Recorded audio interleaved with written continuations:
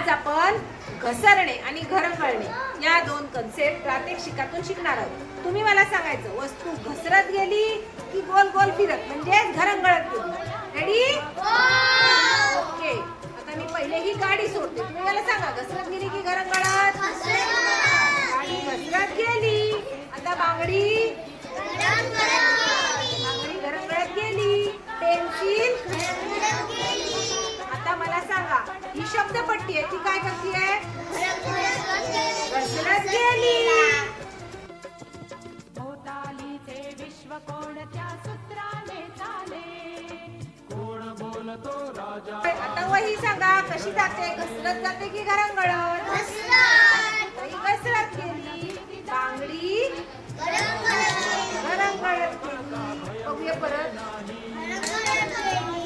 घरंगळत गेली. हा शॉर्पनर कसा जातोय सांगा? घसरत की घरंगळत? घसरत गेला.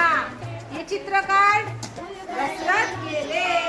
घरंगळत गेला. आणि आता मला सांगा हे कार्ड आहे ते घसरत जाते की घरंगळत? घसरत. ही पट्टी घसरत गेली.